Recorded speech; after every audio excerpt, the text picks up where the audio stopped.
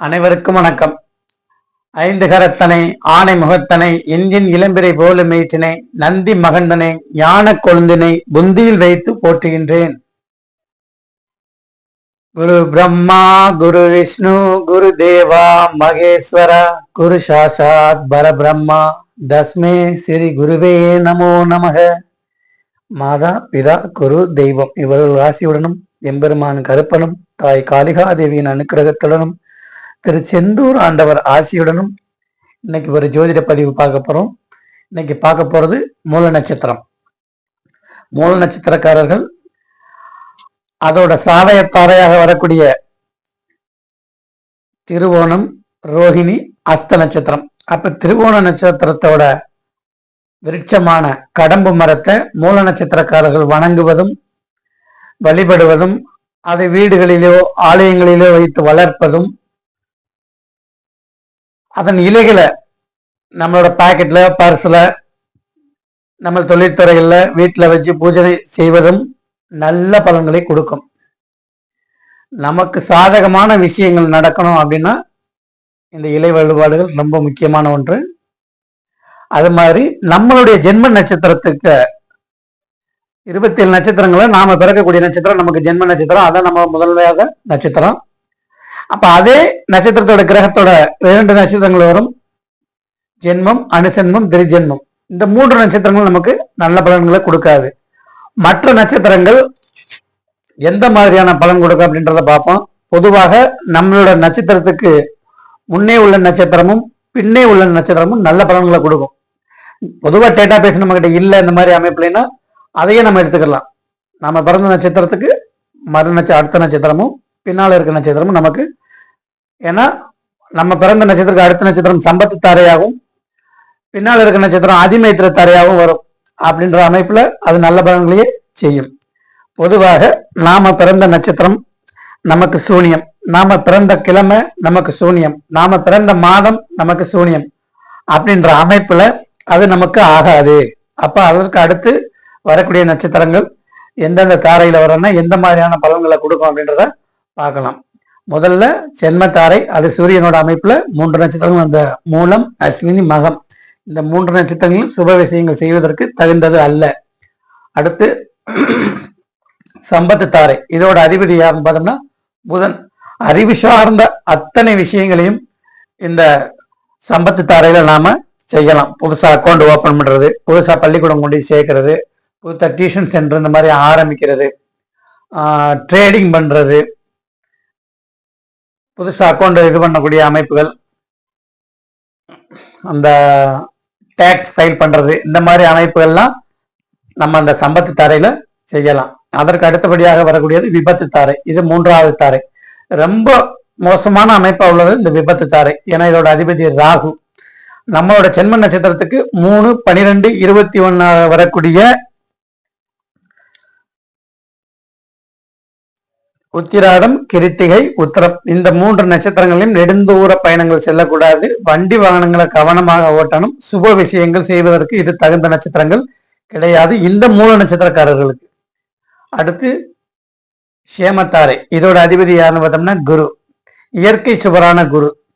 நம்மளோட ஜென்ம நட்சத்திரத்துக்கு 4, 13, 22 வரக்கூடிய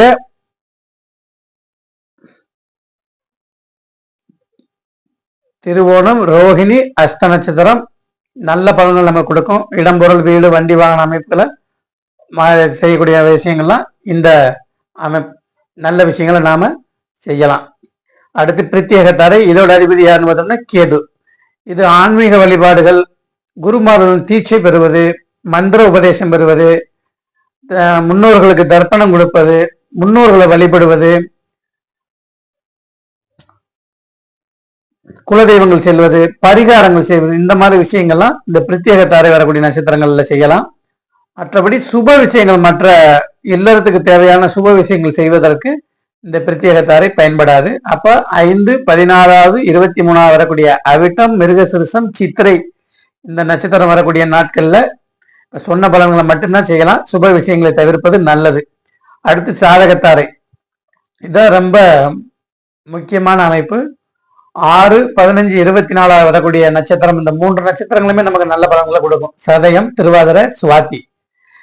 இந்த நட்சத்திரம் நமக்கு சாதகமான விஷயங்கள், ஒரு இடம் வாங்க போறோம், ஒரு வேலை பேச போறோம், ஒரு டோக்கன் அட்வான்ஸ் கொடுக்க போறோம் அப்படின்னா இந்த நட்சத்திரம் வரக்கூடிய நாட்கள்ல போய் பேசலாம். இல்ல புதுசா ஒரு கார் வாங்குறோம், ஒரு வீடு வாங்குறோம், ஒரு கடை வாங்குறோம், இந்த மாதிரி அமைப்பு எல்லாம் இந்த நட்சத்திரம் வரக்கூடிய நாட்கள்ல சாதகத்தாரையில நாம செய்யலாம். அடுத்து வதைத்தாரை.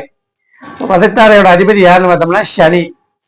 7, 16, 25 வரக்கூடிய பூரட்டாதி, புனர்பூஷம், விசாகம் இந்த நட்சத்திர நாட்கள்ல எந்த ஒரு சுப விஷயங்களும் செய்வதற்கு தகுந்ததுகள்ல. அப்படி நாம செஞ்சோம் அப்படின்னா அதுல நமக்கு ஒரு வலுவான காயத்தை கொடுத்து ஒரு கசப்புணர்வை கொடுக்காம இந்த வதை நட்சத்திரங்கள் போகாது. அடுத்து மைத்ரே தாரை.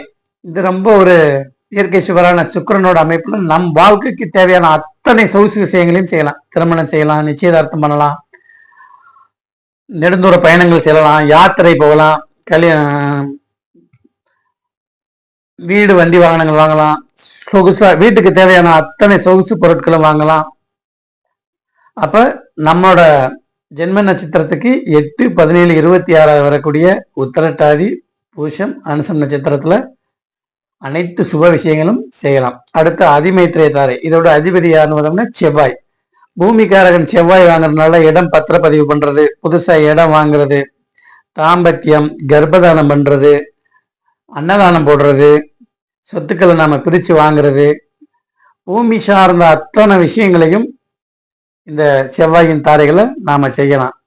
அப்ப அந்த அதிமைத்திரை தாரையோட 9, 18, 27 வரக்கூடிய நட்சத்திரங்களான ரேவதி, ஆயில்யம், கேட்ட இந்த நட்சத்திர நாட்கள் மிக உகந்த நாட்களாக இருக்கும். இந்த நட்சத்திர நாட்கள் வரக்கூடிய அமைப்புல பூமி, பொன்மனை வாங்கக்கூடிய அமைப்புல ஜாதகர்களுக்கு ரொம்ப அனுகூலமாக இருக்கும். அப்ப மூல நட்சத்திரக்காரர்கள் இதை பயன்படுத்தலாம். இப்போ மூல நட்சத்திரம் நாம முதல்ல சொன்ன மாதிரி இலை வழிபாடு உங்களுக்கு நல்ல பலன்களை கொடுக்கும். கடம்ப மூல வழிபாடுகளும் அதன் இலைகளை வைத்து வழங்குவதும் உங்களுக்கு நல்ல பலன்களை கொடுக்கும். வாழ்க ஜோதிடம், வளர்க ஜோதிடர் ஒற்றுமை. நன்றி, வணக்கம். வருகிற திங்கட்கிழமையிலிருந்து லைவ்ல ஜோதிடம் இலவசமாக பார்க்கப்படும். உங்களுடைய கேள்விகளுக்கு நேரடியாகவே பலன் சொல்லப்படும். இப்போ நம்ம சேனலை நீங்கள் சப்ஸ்கிரைப் பண்ணீங்கன்னா நாங்கள் லைவ் வந்தோன்னே உங்களுக்கு நோட்டிஃபிகேஷன் வந்துடும். நீங்கள் கமெண்ட்ல உங்களோட பிறந்த ஊர், வருஷம், பிறந்த தேதி, உங்களோட கேள்வியில் நீங்கள் அனுப்பினா உடனுக்குடனேயே உங்களுக்கு பதில் சொல்லிடுவேன் வீடியோவிலேயே. வாழ்க ஜோதிடம், வளர்க ஜோதிட ஒற்றுமை. நன்றி, வணக்கம்.